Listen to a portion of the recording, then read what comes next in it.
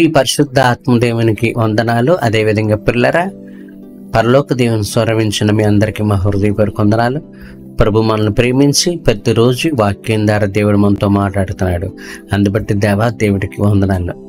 ప్రార్థన చేసుకున్న ముందు ఇద్దరు వాక్యం ధ్యానం చేసుకుందాం. ఏంటంటే పిల్లరా, దేవుడు నాకు బలము, ఉన్నత స్థలం మీద నన్ను నడిపిస్తానని దేవుడు చెప్తున్నాడు. ప్రతి పరిస్థితుల్లో దేవుడు మనకు బలంగా ఉంటాడు. ఉన్నత స్థలం మీద దేవుడు మనం నడిపిస్తాడట. వాక్యం ధ్యానం చేసుకునే ముందు ప్రార్థన చేసుకుందాం. దేవి ఉదయకాల సమయంలో తండ్రి వాక్యం ద్వారా అనేక విషయాలు మీరు మాతో మాట్లాడుతున్నారు.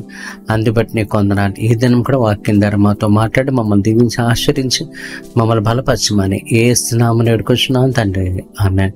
ఓకే పిల్లరా, హబక్కు గ్రంథం 3:19 చూసినట్టయితే, ప్రభువు యెహోవాయే నాకు బలము, ఆయన నా కాళ్ళు లేడి కాళ్ళ వలె చేయను, ఉన్నత స్థలం మీద ఆయన నన్ను నడువు చేయను. యేసు నామములో జరుగును గాక. హల్లెలూయా.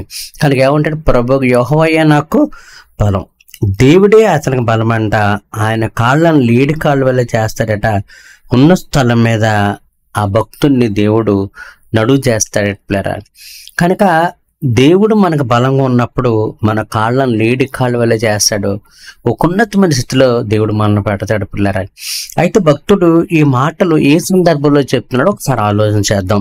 హబక్కు గ్రంథం 3:17 మనం చూసినట్టయితే, అంజూరపు చెట్లు పూయకుండాను, ద్రాక్ష చెట్లు ఫలింపకపోయినను, ఒలివ చెట్లు కాపు లేక ఉండను, చేనులోని పైరు పంటకు రాకపోయినను, గొర్రెలు దొడ్డులో లేకపోయినను, సాలలో పశువులు లేకపోయినను, నేను యెహోవా యందు ఆనందించెదను, నా రక్షణకర్త నా దేవుని యందు సంతోషించెదను అని చెప్తూ అప్పుడు అంటాడు, ప్రభువుకు యెహోవాయే నాకు బలము, ఆయన నా కాళ్ళను లేడి కాళ్ళ వలె చేయను, ఉన్న స్థలం మీద ఆయన నన్ను నడువు చేయను అని. చూసారు పిల్లరా, ఆయన జీవితంలో అంజూరపు చెట్లు పూయలేదంటండి, ద్రాక్ష చెట్లు ఫలింపలేదంట, ఒలివ చెట్లు కాపులేదంట, చేనులో పైరు పంటకు రాలేదంట, గొర్రెలు దొడ్లో లేదంట, సాల్లో పశువులు లేకపోయినాయంట. అంటే అన్ని విధాలు అతను ఏమైపోయాడు, నష్టపోయాడు. వ్యవసాయం అంతా పోయింది, గొర్రెలు పోయినాయి, మేకలు పోయినాయి, పశువులు పోయినాయి, ఆరోగ్యం పోయింది, అన్ని విధాల నష్టపోయాడు పిల్లరా.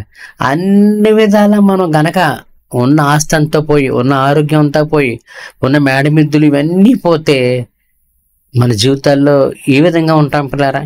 అంతులేని దుఃఖంతో, అంతులేని బాధతో, నా ఆస్తి అంతా పోయింది, నా మేడమిద్దులు పోయినాయి, నా వెండి బంగారాలు పోయినాయి, నా ఆరోగ్యం పోయింది, ఉన్న పేరు ప్రఖ్యాతులు పోయినాయి, అన్నీ పోయినాయి అని అన్నీ పోయిన తర్వాత కృంగిపోయి కృషించిపోతాం పిల్లరా. సాధారణంగా మనుషులు ఎవరైనా సరే చిన్న నష్టం వస్తేనే చాలా రోజులు ఆ నష్టం గురించి బాధపడి, ఈ నష్టం జరిగింది, ఈ నష్టం జరిగిందని కోలుకోలేని వాళ్ళు చాలా మంది ఉంటారు. జరిగిన నష్టాన్ని తలుచుకొని బాధపడే వాళ్ళు చాలా మంది ఉంటారు. కానీ భక్తుడి జీవితంలో చూసినట్టయితే వరి పంట అంతా పోయిందంట, ద్రాక్ష చెట్లు పోయినాయంట, ఒలివ చెట్లు కాపు రాలేదంట, చేనులో పైరంతా పోయిందంట, గొర్రెలన్నీ పోయినాయంట, పశువులన్నీ పోయినాయంట, మొత్తం అన్ని విధాల నష్టమే వచ్చిందట పిల్లరా. ఆ విధంగా అన్ని విధాలు నష్టపోతే మనం ఎంత కృంగిపోయి కృషించిపోయి ఎంత దుఃఖపడతామో, దేవుణ్ణి ఎంత దూషిస్తామో ఒకసారి మనం ఆలోచించేయండి. మనుషులు చిన్నపాటి కష్టానికే, చిన్నపాటి శ్రమకే దేవుడు ఏంటి ఇలా చేశాడు అని దేవుడు మనకు అవమానకరంగా మాట్లాడే రోజుల్లో మనం ఉన్నాం ప్లేరా. కానీ భక్తుడు అంటాడు, ఎన్ని విధాలా నష్టపోయినా సరే తను చెప్పే మాట ఏంటంటే ప్లేరా, నేను యెహోవా యందు ఆనందించదును, నా రక్షణకర్త నా దేవునందు సంతోషించదును. చూసారు ఏంటంటే ఇప్పుడు విచిత్రం, అన్ని విధాలు ఆస్తిపోయి, అంతస్తుపోయి, మేడమిద్దులు పోయి, గొర్రెలు పోయి, గేదెలు పోయి, ఆవులు పోయి, వరి పంట పోయి, ద్రాక్ష చెట్లు పోయి, ఒలివ పంటలు అన్ని నష్టపోతూ ఉంటే మనలాంటి వాళ్ళు కృంగిపోయి కృషించిపోతాం. కానీ భక్తుడు అంటున్నాడు, నేను దేవుని ఆనందించదను, నా రక్షణకర్త నా దేవుని సంతోషించదను.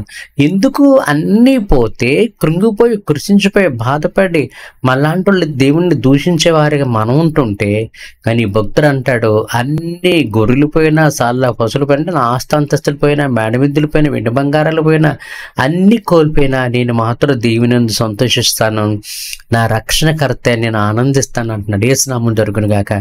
ఎందుకో తెలిసే పిల్లరా, అన్నీ నష్టపోయినా దేవుని ఎందుకు సంతోషిస్తా అంటున్నాడు, ఎందుకు ఆయన ఆనందిస్తా అంటున్నాడంటే అక్కడ వాక్యం చెప్తుంది, నా రక్షణకర్త అయిన నా దేవుని ఏసునామం దొరుకును గాక. తనకున్న గొప్ప నమ్మకం, విశ్వాసం ఏంటంటే నా ప్రభువు నన్ను రక్షిస్తాడు. సాల్లో పశువులు లేకపోతే ఎన్ని పశువులు పోతే దానికి రెట్టింపు పశువులు ఇస్తాడు. 1000 పశువులు పోయినాక 2000 పశువులు ఇస్తాడు. 10,000 గొర్రెలు పోయినాక 20,000 గొర్రెలు ఇస్తాడు. 100 ఎకరాల్లో పంట పోతే 200 ఎకరాలు వరి ఇస్తాడు. 100 ఎకరాల్లో గోధుమలు పోతే 200 ఎకరాల్లో గోధుమలు ఇస్తాడు. 100 ఎకరాల్లో ద్రాక్ష తోట పోతే 200 ఎకరాల్లో ద్రాక్ష తోట ఇస్తాడు. 100 ఎకరాల్లో ఒలివ తోట పోతే 200 ఎకరాల్లో నాకు ఇస్తాడు. నాకేంటి, నా ప్రభు నన్ను రక్షించే దేవుడు నాకుండగా, ఎన్ని పోయినా తిరిగి ఇచ్చే దేవుడు నాకుండగా నేను ఎందుకు బాధపడాలి, ఎందుకు దుఃఖపడాలి అని నా దేవుడు నాకు అన్నీ ఇస్తాడు అని. ఎందుకంటే ఆయన నన్ను రక్షిస్తాడు. నన్ను రక్షించి ఎంత పోతే అంతగా అనేక 100 రెట్లు దేవుడు నాకు ఇస్తాడు కనుక నా దేవుని సంతోషిస్తాను, ఆనందిస్తానని దేవుని మీద విశ్వాసంతో గొప్పగా చెప్తున్నాడు. యేసునామం దొరుకును గాక. ఈ దినాన్ని పిల్లరా, మన జీవితాల్లో కూడా దేవుని నమ్ముకున్న నీ జీవితాల్లో, దేవుని నమ్ముకోకపోయినా సరే ఏదైనా నష్టం జరిగితే ఆ నష్టాన్ని మనం 10 సార్లు ఆలోచన చేసి, ఈ 1,00,000 రూపాయలు పోయింది, 2 లక్షలు పోయింది, 3 లక్షలు పోయింది, లేదా ఆరోగ్యం పోయింది, మంచి పేరు పోయింది, ఇలాగ నష్టపోయే నష్టాన్ని గురించి 10 సార్లు ఆలోచన చేసి మనం దుఃఖపడిపోతాం, కృంగిపోతుంటాం. కానీ విషయాన్ని ఒకటి నువ్వు మర్చిపోతున్నావు. ఎన్ని కోల్పోయినా సరే విశ్వాసం నమ్మకం ఉంటే కోల్పోయిన దానికి 100 రెట్లు ఇచ్చే దేవుడు నీతో ఉన్నారన్న సంగతి మనం ఏం చేస్తామంటే అండి మర్చిపోతాం. పిల్లరా, యోబు జీవితాన్ని మనం చూసినట్టయితే యోబు జీవితంలో ఆ దేశంలోనే, ఆ ఊది దేశం మొత్తం మీద అతను ఆస్తిపరుడటండి. అంత ఆస్తిపరుడు కూడా దేవుడికి శాతానికి వచ్చిన వాదోపవాదాల్లో దేవుడు యోబు నీతిని, భక్తిని మెచ్చుకొని అతడు ఎన్నిపోయినా నన్ను విడిచిపెట్టడు అని సాతానుతో సవాల్ చేస్తే అంత పోతే విడిచిపెట్టేస్తాడు అని సాతానంటే, ఆ పరిస్థితుల్లో యోబు ఏం చేశాడంటే అన్ని పోయినా సరే దేవుని ఒక మాట అంటే పిల్లరా, యెహోవా ఒక్క 10 నిమిషాల్లో ఉన్న ఊర్లో దేశంలోనే ఆస్తిపరుడు ఉన్న వ్యక్తి దేశంలో భిక్షగాడైపోతాడు. ఆఖరికి అతని ఆరోగ్యం కూడా క్షీణించిపోతుంది. కొడుకులు కూతురు చనిపోతారు, భార్య దూరం అయిపోతుంది, వేల కొలది గొర్రెలు, వేల కొలది పశువులు, 100 కొలది పనోళ్ళు, ఆస్తులు అంతస్తు అన్నీ పోయి భిక్షగాడు అయిపోతాడు. కానీ అక్కడ అంటాడు, యెహోవా ఇచ్చును, యెహోవా తీసుకును, దేవుని నామమునకు స్తుతి కలుగును గాక అంటాడు. అక్కడ యోబు నోటి మాటతో కూడా పాపం చెల్లిదని వాక్యం రాయబడి ఉంటుంది. కాన్వర్ట్ పేర అన్నీ పోయినా సరే దేవుడు అతనికి ఇస్తాడని ఒక నమ్మకం. అందుకే యోబు గ్రంథం 23:10 అంటాడు, నేను శోధింపబడిన తర్వాత బంగారలా మారుతాను. నేను శోధింపబడ్డాను, చాలా శ్రమంలో ఉన్నాను, కానీ ఈ శ్రమంలో ఇరుకులు, ఇబ్బందులు, నా బ్రతుకు జీవితం నాశనం కాదు, కానీ ఈ శోధన ఇబ్బంది నేను బంగారంలా మారుతాను అంటాడు. నిజంగా భక్తుడు అన్నట్టుగా 42:10 చూసినట్టయితే అతనికి ఎంత కోల్పడి దానికి 2 రెట్లు దేవుడు అతను ఆశీర్వదిస్తాడు. అంటే 3,000 ఒంటెలు పోతే 6,000 ఒంటెలు, 5,000 గొర్రెలు పోతే 10,000 గొర్రెలు, చనిపోయిన బిడ్డలు కూడా బతుకుతారు, ఎన్ని ఎకరాల భూమి పోతే అంతగా రెట్టింపు వస్తుంది దేవుడు ఇస్తాడు. పిల్లరా, కారణం ఏంటంటే దేవుడి పట్ల అతనుకున్న విశ్వాసము, నమ్మకం. నా ప్రియ సహోదరి సహోదరుడా, ఈ దినాన్ని ఏదో గతంలో ఏదో నష్టం వచ్చిందని, గతంలో ఈ డబ్బు కోల్పోయినాయి, ఈ ఆరోగ్యం కోల్పోయినాయి, ఈ నెమ్మది కోల్పోయినాయి, ఈ సమాధానం కోల్పోయినాయి, ఈ ఆస్తిపాస్తులు కోల్పోయినాయి అని నువ్వు గతాన్ని తలుచుకొని బాధపడుతుంటావు, కృంగిపోతుంటావు. నా ప్రియ సహోదరి సహోదరుడా, ఈ క్షణం మొదలుకొని ఆ గతాన్ని నువ్వు తలుచుకోకు, గతాన్ని బట్టి నువ్వు బాధపడకు. ఎందుకంటే నువ్వు ఎంత నష్టపోతావు దానికి అనేక రెట్లు ఇచ్చేటువంటి దేవుడు నీ జీవితంలో ఉన్నాడు కనుక, ఎంత నష్టపోయినా అనేక రెట్లు దేవుడు ఇచ్చే దేవుని పట్ల నువ్వు ఎలా ఉండాలంటే అండి, విశ్వాసం, నమ్మకం కలిగి జీవించు నా ప్రియ సహోదరి సహోదరుడా. అతడి విశ్వాసం, నమ్మకం ఉంది కనుక ఈ భక్తుడు అంటున్నాడు, సాళ్ళ పశువులు లేకపోయినా, గొర్రెల దొడ్లో లేకపోయినా, అంజూరపు చెట్లు, ఒలివ చెట్లు ఏమీ లేకపోయినా నేను దేవుని సొంతిస్తాను, ఎందుకంటే నా రక్షణకర్తని ఆనందిస్తాను, ఎందుకంటే ఆయన నా రక్షణకర్త అని అంటాడు. ప్రభు యెహోవాయే నాకు బలము, ఆయన నా కాళ్ళను లేడి కాళ్ళ వలె చేయను, ఉన్న స్థలం మీద నన్ను చేయను. ఎందుకు ఆయన సంతోషించి ఆనందించాడంటే దేవుడే నాకు బలం. ఏంటి ఆ బలం అంటే, ఎన్ని విధాలు నష్టపోయినో దానికి 100 రెట్లు పత్తులు దేవుడు నాకు ఇస్తాడు.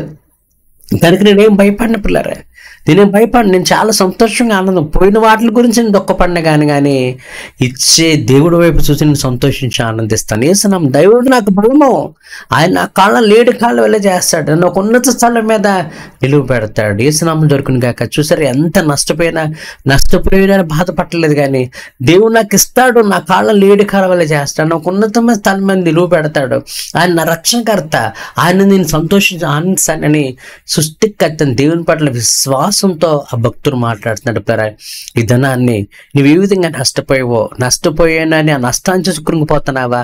పోయింది, ఎంత నష్టపోతే నాకేటి, దానికి అనేక రెట్లు దేవుడు నాకు ఇవ్వబోతున్నాడు.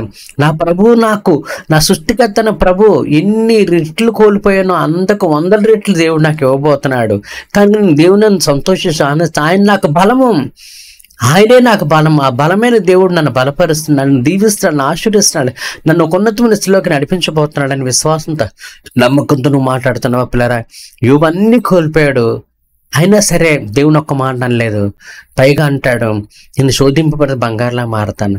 అలా అన్నాడు. నిజంగా దేవుడు అతన్ని బంగారంలా మార్చాడు. పిల్లరా, అతను చూడడానికి వచ్చిన బంధుమిత్రులందరూ కూడా ఎవరైనా బాగోపోతే ఫ్రూట్స్ పట్టుకెళ్తాం, పళ్ళు పట్టుకెళ్తాం, కానీ అతను చూడడానికి వచ్చిన బంధుమిత్రులందరూ కూడా ఒక్కొక్కడు ఒక వరహాను ఒక నగను తీసుకొచ్చాడటండి. ఆ దేశంలో వాళ్ళందరికీ తెలుసు, ఆ దేశంలో వాళ్ళందరూ ఆయనకు ఒక వెండి నగను, వెండి బంగారం ఉంగరాన్ని తెస్తే ఆయన ఒళ్ళే కాదు ఇల్లంతా కూడా బంగారం అయిపోద్ది. పిల్లరా, ఎందుకు దేవుడు అంత ఆశీర్వించాడంటే ఆయన అన్నాడు, నేను శోధింపబడినంత బంగారంలా మారతానని. దేవుడు ఇలా నష్టపరిచాడు, ఇలా అన్యాయం చేశాడు, నాకు ఇంత నష్టం కలిగించాడు, దేవుని నమ్ముకొని ఇలా అయిపోయాను.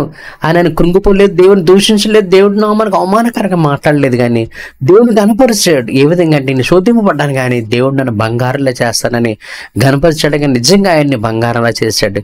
ఇదన్నా నా ప్రియ సహోదరుడా, నీ జీవితంలో ఏం నష్టపోయావు అని నువ్వు బాధపడుతున్నావు, కృంగిపోతున్నావు, జరిగిపోయిన నష్టం గురించి 1-10 సార్లు ఆలోచన చేసి నువ్వు బాధపడుతున్నావు. వెండ, బంగారం, పొలమ, మేడ, ఆరోగ్యం, ఐశ్వర్య, పేరు ప్రఖ్యాతలు ఏది నువ్వు నష్టపోయావో నష్టపోయిన దాని గురించి భయపడక, కానీ తిరిగి ఇచ్చే దేవుడిపై విశ్వాసంతో నమ్మకంతో చూడు. ఎందుకంటే ఆయన శూన్యంలో సృష్టించేసిన దేవుడు నీ కొరకు అద్భుతాలు, ఆశ్చర్యకార్యాలు చేయడానికి, బలమైన కార్యాలు చేయడానికి, శక్తివంతమైన కార్యాలు చేయడానికి, నిన్ను తలగా చేయడానికి, నిన్ను గణపరచడానికి దేవుడు, ఆ సృష్టికర్తని దేవుడు నీ పక్షంగా ఉన్నాడు. కనుక పిల్లరా, జరిగిపోయిన దాని గురించి భయపడక, కానీ జరగబోయే దాని గురించి విశ్వాసం కలిగి, నమ్మకం కలిగి ఆ దేవుడి పట్ల కలిగి ఉండు. ఆ దేవుడు నీకు బలంగా ఉన్నాడని నమ్ము, ఆయన నీకు రక్షణకర్తగా ఉన్నాడని నమ్ము. ఆ బలమైన రక్షణకర్త దేవుని పట్ల సంతోషించి ఆనందించు. ఆ దేవుడు నన్ను ఉన్నతమైన నిలువ పెట్టబోతున్నాడు, లేడి కాళ్ళు నా కాళ్ళను చేయబోతున్నాడని ఒక విశ్వాసంతో నమ్మకంతో జీవించు. నువ్వు ఏ విధంగా ఏ పద్ధతిలో ఎంత నష్టపోయావో దానికి 100 రెట్లు ప్రతిఫలం దేవుడిచ్చి నేను సంతోషింపచేసి, ఆనందించి, ఆరోగ్యం, ఐశ్వర్యం ఇచ్చి, సమృద్ధిగా ఉంచి నేను సంతోషింపజేయడమే కదా ఆయన నామాన్ని ఆయన మహింపరచుకోబోతున్నాడు. పిల్లరా, ఆయన నామాన్ని కనపరచుకోబోతున్నాడు. పిల్లరా, జరిగిపోయిన దాని గురించి బాధపడక, కానీ జరగబోయే దాని గురించి ఆలోచన కూడా చేయొద్దు. దేవుని పట్ల విశ్వాసంతో నమ్ము. ఎన్ని నష్టపోయేవో దానికి 100 రెట్లు ప్రతిఫలం దేవుడు ఇస్తాడని విశ్వాసంతో నమ్మకంతో నువ్వు జీవించు. ఆ గొప్ప ఆశీర్వాదాలు నీ నమ్మిక చొప్పున, నీ విశ్వాసం చొప్పున దేవుడు నీకు దయచేయడానికి సిద్ధంగా ఉన్నాడు. పిల్లరా, ప్రార్థన చేద్దాం. దేవి ఉదయకాల సమయంలో వాక్యం ద్వారా అనేక విషయాలు మీరు మాతో మాట్లాడుతున్నందుకు నీకు వందనాలు చెల్లించుకుంటున్నాను తండ్రి. దేవ, వాక్యం ద్వారా ఏ విషయాలు అయితే మాట్లాడావో అన్నీ మేము గ్రహించి అట్రీతిగా జీవించి నష్టపోయామని బాధపడ్డాం కాదు, కానీ తిరిగి అనేక రెట్లు ఇవ్వబోతున్నామని మేము సంతోషంగా, ఆనందంగా ఉండే కృపని మా బిడ్డలందరికీ కూడా దయచేయమని యేసు నామమున వేడుకుంటున్నాను తండ్రి, ఆమేన్. ఓకే పిల్లరా, దేవునికి వాక్యాన్ని విన్నారు కదా. కనుక ఎన్ని విధాలా నష్టపోయావో బాధపడక, కానీ ఎన్ని విధాలు నష్టపోయావు అన్ని రెట్లు దేవుడు ఇస్తున్నాడని నమ్మకంతో నువ్వు దేవుడికి ప్రార్థన చేయి. ఎన్ని కోల్పోయావు దానికి 100 రెట్లు ప్రతిఫలం దేవుడు నీకు ఆశీర్వాదకరంగా ఇవ్వబోతున్నాడు. ఓకే, అదేవిధంగా పిల్లలు మీ అందరి కోసం మేము ప్రార్థిస్తున్నాం. కనుక సంతోషంగా, ఆనందంగా ఉండండి. ఏ కష్టం నష్టం ఉన్నా మాకు ఫోన్ చేయండి, మీకు ప్రార్థించే బాధ్యత మాకుంది.